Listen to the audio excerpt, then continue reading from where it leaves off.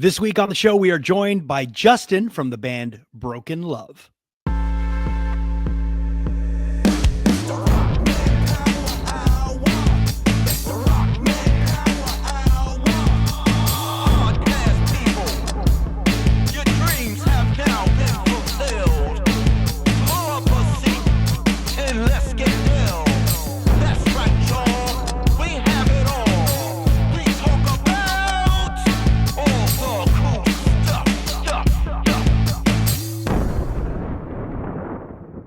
Welcome back to the Rockman Power Hour, a podcast where we talk to the most interesting people in the world of pop culture and everything in between. And this week we are joined by Justin from the band BRKN LOVE. Now, BRKN LOVE shot onto the scene a few years back, just absolutely slaying it at active rock radio all over. A Canadian band that are just killing it. And I'm so happy they're out with their third album. We've gotten a chance to talk to Justin over the years in the past at various other outlets that I've worked at, but this is the first time he's joining us here on the Rockman Power Hour, and I'm very, very excited that we got a chance to chat with him. So a big, big shout out to Justin and to everyone over at Spine Farm Records and our friend Sarah Lutz at Looters for giving us this opportunity to speak with Justin. Without any further ado, let's jump right into it. Justin from BRKN LOVE.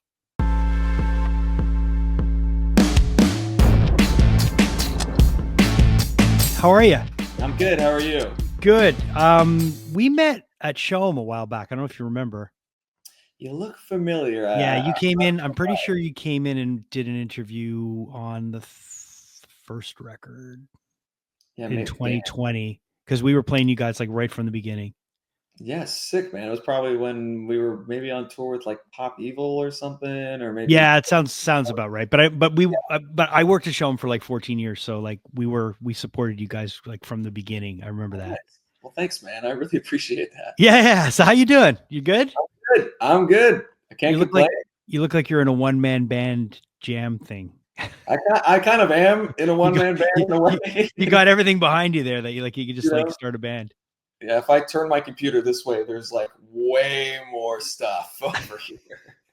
There's literally like 12 guitars and a piano and a bass and all the stuff over there. So I love it. So I usually have a guy with me, my co-host Ryan, but he's not here today. So I'm running the technical stuff, and this sucks because I've got this powered by StreamYard thing up here. I don't have any of our branding up, but that's the beautiful thing about having a Ryan, that he'll be able to take care of it all after, hopefully. So tell me about this new record, The Program. Well, let's see. It's our third LP. Yep. It is, in my opinion, a little bit more ambitious, a little bit more different than anything we've done before. I agree. Like after hearing it, yep. You need to do that, I think, on a third record. I don't want to give people the same thing 3 times in a row. Right. It's a little. To me, I think it's a little groovier. It's a little sexier. It's a little funkier. It's even a little poppier sometimes. Yeah. Well, there's a lot. You always had hooks, but the hooks are a little like they're dripping with syrup a little bit more, and a good way. Yeah. I appreciate that. I think that I made a conscious effort to sort of let go of any expectation this time around, and of course, it still sounds like a BRKN LOVE record. I mean, there's still of course, heavy riffs, and you got your your big vocals and drum fills, to the 9, but like. It's just a little bit less confined, should I say. Sure. I think that this time around, I wanted to just do what I wanted to do. I think that before I'd sort of like decided, okay, this is what the record's going to sound like. This is what it has to be, because people aren't going to like it if I do this, or this. And this time around, I just said, whatever, let's just keep rolling with the punches here. And the inspirations kind of came through a lot more, I think, on this record than before, just because I was listening to a lot of different stuff than I normally would have. Like what? Actually, I was listening to a lot of like funk and disco and R&B. Okay, so that's going to get you looser. Yeah, and I think that, again, when I'm trying to write something different, I should kind of change it up a little bit. Usually when I'm making records, it's just like all Soundgarden, all Led Zeppelin. That's good. That's good stuff. But it's the best stuff, of course. Yeah, right. But this time around, it was like more Prince, more Michael Jackson. A lot of Bruno Mars. I was listening to Dua Lipa. I was listening to The Weeknd. I was listening to stuff that was not rock, you Right. know? And, some would say that to write the best songs in your genre, you actually have to step away from it for a little bit, I to couldn't get a agree little bit more. gain a little bit of perspective on what it actually is. And I also think it was important for me to step out of that comfort zone, just to be able to even try something different. Of course, again, I think it still sounds like a Broken Love record, Right. Yeah. I think a lot of people are still going to hear it and go, "Oh, it just sounds like a Broken Love record." But the meat and potatoes of the record, I think, are a little bit different than anything we've done before, Sure. and that was conscious. Like I said, I don't want to give people the same thing 3 times in a row, and I Yeah. feel like your second record is always kind of like an extension, or a more thought out version of your first. Yeah. You're kind of Mhm. perfecting the things that you tried to do the first time around, but now we have a body of work that we've put together. So it's like now you could choose your era. Which one do you like? Right. Yeah. No. And listen, you guys, you're still delivering on all the things that people love about the band that might have listened to the first or second. You know what I mean? Like it's not like you're stepping like I think it's the kind of thing when you're an artist and you're writing, you know what your process is. So when you step away from your process and you divert a little bit more, like you're saying, you're not listening to Soundgarden, Led Zeppelin, you're listening to funkier stuff. In your mind, but it's still you delivering, it's still you delivering the vocal. It's like it's still your voice. It's still you. So people are still going to hear it from your perspective. It's just I think the way you're consuming whatever you're influenced by in your head is going to be a little bit different, but it still sounds like Broken Love. Do you know what I Right. mean? So I'm Yeah. glad you said it, because that's Yeah. kind of what I've been saying to Yeah. people. Yeah. No, it's like, and I think, it's like okay, here's an example. You listen to Queens of the Stone Age, right? Like, I don't know Yeah, if you're a fan of Queens, but absolutely. there's stuff when you talk to a guy like Josh about how he writes music, he'll talk about how he's influenced by stuff like polka, you know, Yeah, and just different rhythms but when you listen to it, it still sounds like Queens. But in right. his mind, he's like, well, this is a polka song, Yeah, you yeah, know? And Faith No More is like that too. Like when you listen to Faith No More, it can be very different no matter what album you're listening to or what track you're listening to. They can be vastly different, but they still sound like Faith No More. So I think it's great as an artist that you're pushing your boundaries, but it's comforting for the audience too because it's still you. right. Of course, it's like that again. Like you're kind of nailing it. I think that like the band is like we are the vessel that the Yeah. music Yes. travels through. So no matter what, it's still filtered by you. Sure. Yeah. And If I'm yeah. singing a song, it's going to sound like a Broken Love song. Yeah, exactly. But yeah, man, it's a really, really good album. And I'm glad, there's this nice wave of bands that have been popping up in rock and roll as of late. And I look at them like kind of like the children of the earlier wave that happened, that kind of was there to save rock and roll. Like when I listen to a guy like Jack White and the White Stripes, Yeah, to me they were around that time where rock and roll really needed an injection of yeah, adrenaline into it. And I feel like a lot of bands that came maybe 10, 15 years after that are kind of benefiting from having those bands. And when I listen to you guys, it's the first thing I think of. I'm sure Justin loves Jack White and oh yeah, loves White Stripes. And it's because there's like something about the way you guys write too. There's a simplicity to it. yeah. And I don't know if it's because of the amount of members in the band and stuff, but it's direct, and it's like it's not overcrowded. It's like a direct line to you, and I like that. That's great. I mean, you're totally right. I mean, like I literally have like Jack White, like his fuzz Oh pedal. yeah, Like yeah, yeah. I'm like a huge Jack White fan. Okay, good. So I'm glad I'm picking up what you're putting down because Absolutely. um I'm glad you say that. I mean, especially with a song, like Pulling Leeches, for example. That was like basically our attempt at trying to like rip off like Icky Thump or something like that. You okay, know? yeah, okay, yeah, I can hear that now. Sure. Yeah. Well, and then again, it all comes from the same world of like, we get a lot of Royal Blood comparisons as well. And Mm-hmm. like, and I love Royal Blood. But Yeah, again, yeah, like Royal Blood is kind of like White Stripes, or right, like right. it all kind of goes back to Jack, you know? Well, yeah, especially this, when you hear 20 something guys and girls that are rocking out, And to me, it's also when it's like, if it's like a 3-piece, you know, especially you just feel that I don't know, there's just something about and I love the idea when someone strips something back, you know, because I just saw him play, maybe 3 weeks ago. My wife and I were in Paris, and he was doing 3 shows in Paris, and we went to one of them. And, you know, I think from an audience member's point of view, if you don't know music very well, especially how it's played, you'll look at it and you'll be like, well, it looks like what he's playing is super simple. And to a certain degree, maybe from a beat, like from a groove point of view, it's like, it's not prog, you know, Right. it's pretty easy to bang your head to, but when you actually see what he's doing, it's like, forget it. You've got to be a monster to be able to play like that. Oh, 100%. I mean, there's, you know, that's a great point you bring up, because a lot of people will be like, hey, so what should I start learning AC/DC songs or something if I want to get really good?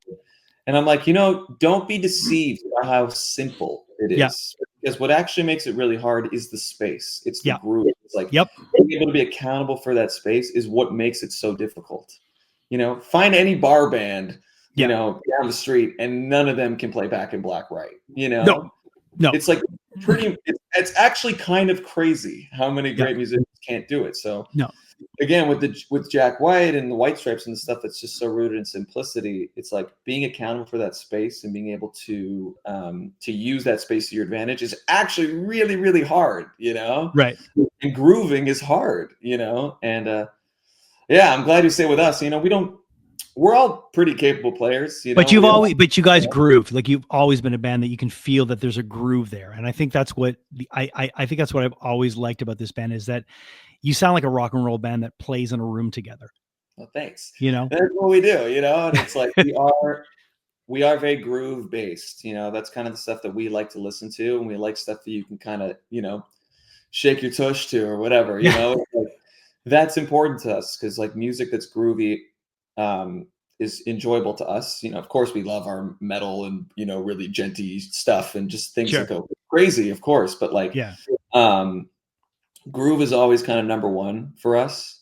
And it also makes it a little bit more like sexy, for lack of a better term, you know. And I think we always want to push a little bit more in that direction, because you know, we think that's cool. And we also don't want to be super aggressive and super kind of, we don't want to turn off a lot of people. Like, we are still trying to cater to a wide fan base. I don't see this band being like secular. I don't want to be like confined, you know? So kind of opening it up to like the ability to be able to dance to it almost kind of makes it more genre bending, and lets people in that maybe aren't typically rock fans, you know? Which I'm cool with, because that's what I am. You know, you're basically making music for people like yourself. And I'm not just a rock guy. I love pop music. I love funk music, you know. I love jazz. I love all kinds of stuff. So I know that for myself, and obviously it's completely biased, if I was just a dude and I heard my band, I'd be like, wow, this is exactly what I'm looking for, you know? So that's kind of the idea of why we do all these elements the way that they're put together. But again, like, simplicity is still number one, and then live we embellish, you know. We had a lot of solos, we had a lot of shredding. I mean, there's a lot of stuff that we had live to sort of let people know, like, okay, but, you know, we can do this, but if you can, should you, you know? On the recording, it's one thing, but live, it's like, we're supposed to amplify, we're supposed to give you a bigger version of what you hear. No, 100%. Are you guys, when it comes to writing lyrics, are you the main lyric writer? Yeah. It's you, right? Okay. So there's one of the songs I was listening to that had an early lyric video, and there was a lyric in there about feeling 2020. And then you couple it and you say something. So give me that lyric. Well, it could have been the song's called 2020 Vision. So it was all like 2020 vision creeping in, and and then you say it again. 2020 vision creeping in again. But it's, for me, when I hear 2020 vision creeping in, I'm not just hearing 2020 vision the way people would refer to it. Like, you know, you have 2020 vision. To me, it sounded like I'm seeing through eyes of like what was going on in 2020. Is that what you were doing? No, but you know what? It's funny because a lot of people have made that association with it, you know, which is great. You You know, know, absolutely. It's like, this is kind of the beauty of music. You know, everybody's going to take it the way that they want to, you know? And I think sometimes I really am a firm believer of when you're writing something, there's a subconscious thing that's going on at the same time that you might not even realize what you're putting into the music. And it's a mind trip, because when you hear artists that have talked about that that maybe have at one point experience with psychedelics, and Yeah, then they hear their music under that influence and they hear it yeah, differently and something else creeps in, there's another meaning that comes in there.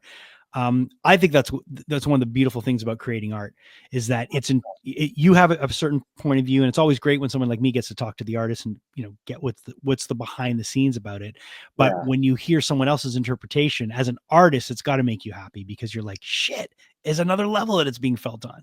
100%. It's like, when you write the song, you put it out to the world, it's almost as if the song isn't really yours anymore, you No, know? it's And it's that's your yeah. cool. Like, I mean, I couldn't tell you how many, just like you made that association with the song, how many songs I've listened to, well, my favorite bands too, and gone through the lyrics and go, oh, I think he means this, because you're projecting like your own experiences on the tune, and you're grabbing what you think is important and what Yeah. speaks to you, and if it helps or connects you in any way, then that's perfect. It means it's resonating with you. It means it's actually good art. you So know you know Our Lady Peace, right? of course. Okay, so you know their body of work pretty well. Yeah, I'm Okay, Canadian. right. So there you go. That's what I'm saying. Yeah, So the song 4 a.m.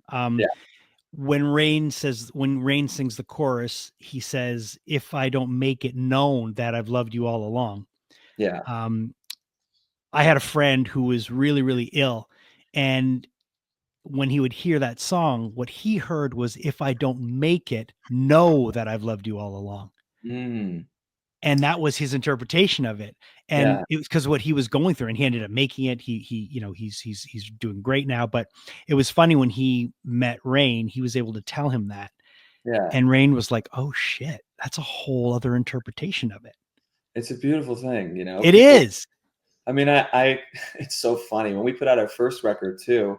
The first song on the first album is called "I Can't Lie," it's literally called "I Can't Lie." And I couldn't tell you how many people that were coming back from addiction or something like that thought that Yeah. thought the chorus was "I get high," you Hmm. know. And people were like, "Oh, this whole song's about turmoil and all these kinds of people." So then, can I swear? Am I allowed to Of course swear? you can swear. Oh yeah, dude. They're like, "Fuck it, I'm just gonna get high," you Mm. know. And it became this kind of like moment where all these people that were in recovery were like, no, the song really helped me, you Yep. know? At the end of the song, I say something about, but I can't lie there. That's like the final lyric in the song. And it's kind of this like moment of like, well, but I'm not just going to do nothing about this. I'm going to get up and beat this, Right. you know? And it's just like, to your point, it's interesting how people make up their own versions of the song. Of course, I can mean it one way, but whatever it means to everybody else, is just as important. Of course, we have our own intentions and what Yeah. we're going to go about it a certain way. But also, sometimes you're writing lyrics and people will dissect them. John Lennon would say this all the time. Like, he would go, I don't even know what I was writing about. I was just like writing down words that sounded cool. And like, I'm no stranger to that. I definitely have songs where I'm like, these words just sounded cool and I put them together, Yeah. and then people will kind of extract what they think it means, or, you know, kind of break down, the meaning of it all. But sometimes it happens to me too, and I don't figure out maybe what I was trying to get at until like months later, or until somebody comes and says, "Oh, this is what I think you're saying," and I go, "Oh man, maybe you're right." That's You why know? there's that subconscious for artists and for songwriters. There is that other subconscious that's at play, and I really do believe that wholeheartedly. Yeah, That there's another level of it that you don't even realize you're doing. yeah, And when you hear those things about in the 70s like and 80s, when people were doing backward messages on yeah, vinyl yeah, and they would play it back, like there's a certain amount of like validity to that, because there's something else going on. And that's what's so special about artists. People don't realize, like, they're plugged in on some different levels. So the record is out next week, right? yeah. March 28th. March 28th. What are the plans for the band moving forward? I mean, obviously you have the record coming out. What are the touring plans? What's the next like 6 months look like for Justin? Well, we're kind of just rolling with the punches right now. We're going to put out the music, and we're going to start, obviously the stuff at radio, and we're going to wait for things to keep percolating. And Sure. I have nothing that I could really announce at the moment, but Okay. we're probably going to be looking at some spring and summertime, touring, and probably into the fall, so definitely keep your eyes peeled. Like we're definitely going to be out there very soon. Is it nerve-wracking for you when you do all this and you put your stuff out, you're getting ready to throw it into the world, and there's that little period, like probably now, where you're about like 7-8 days or 10 days away from everybody hearing it, from everybody being able to just judge it? Is there a part of you that gets scared, or is it more like, I'm just excited to get this thing out there? It's interesting. I feel like now I'm more excited, whereas back before, on my first 2 records, I was like really nervous. Whereas now it's like, I don't really care as much.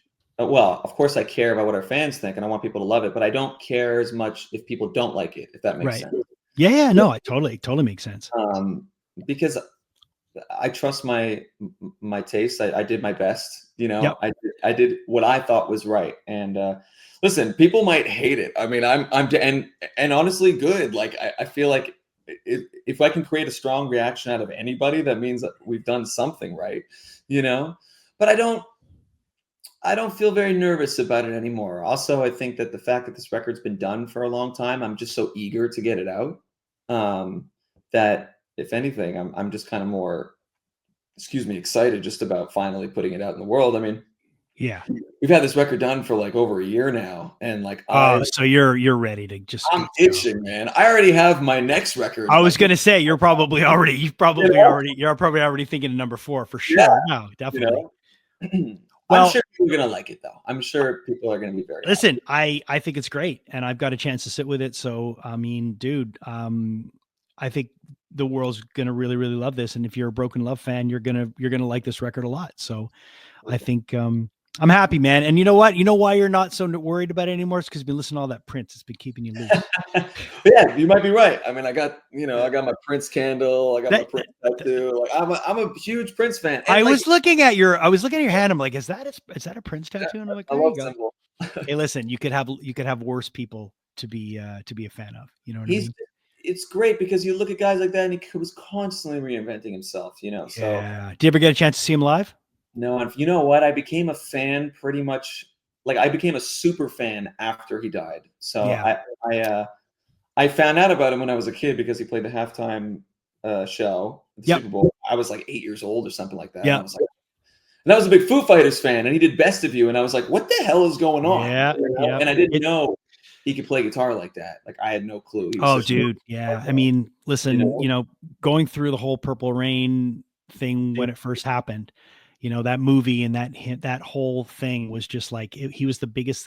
And there's a point where it was him and Michael Jackson. They were like battling who's going to be the best. And in my mind, it was never a contest. I mean, Prince like circles around him, They're so different. I mean, I see the comparisons, but like I'm a huge fan of both of them, and they just don't line up as much as I think people made it out to be. Prince just to me was more of he was just more of a like the guy that would pick up anything, any instrument. Like he was notorious for picking up instruments from people in the band and playing their part for them and giving it back to them. Better. No, exactly. Like, no, hey, give me your bass. So I'm going to show you how to play this. Now play it right. What's cool is we actually got to play that room in Minneapolis. Oh yeah, First Avenue. Yeah, we did the room. They did all the Purple Rain stuff. That was really cool. And I walked in, and I didn't realize it until I was in the room, and I was like, "Wait, hold on a second." Oh yeah, dude. Yeah. That's is it. I'm like, this is it right here. First time you walk into I remember playing First Avenue, and I was like, "Holy shit! This is like it's rooms like that, like the 930 Club. Like there's some places, and all these places are there's energy in those places. So it's cool. A lot of history, man. Dude, thank you for taking the time. Continued success. I really, really hope that that people love this record, and I'm sure they will. Well, thanks, man. Thank you so much for having me. Well, thanks for tuning in this week to the Rockman Power Hour. We are absolutely thrilled that you enjoy this podcast, and we really appreciate all of you guys. So thank you for subscribing. Thank you for liking and sharing. You can find our episodes now on Facebook, on our Facebook page, which is the Rockman Power Hour. You can also find them on YouTube and everywhere you stream your audio podcasts. So make sure that you smash that subscribe link, and that way you will never miss an episode. Next week, my co-host Ryan Stick will be back with me, and we're going to be diving into the world of Disturbed. We've got a lot of other things coming down the pipeline as well. Comic-Cons are coming down the road. We've got Fantasia Film Festival that's around the corner and so many music shows. So make sure you keep it locked on all of our socials, on our Instagram, on our Facebook, and everywhere in between. Just look for the Rockman Power Hour and you'll be able to find us. And we really, really appreciate all of your comments and your feedback, because it really just makes us better. So until next time, thank you for joining us, and we'll see you on the Rockman Power Hour.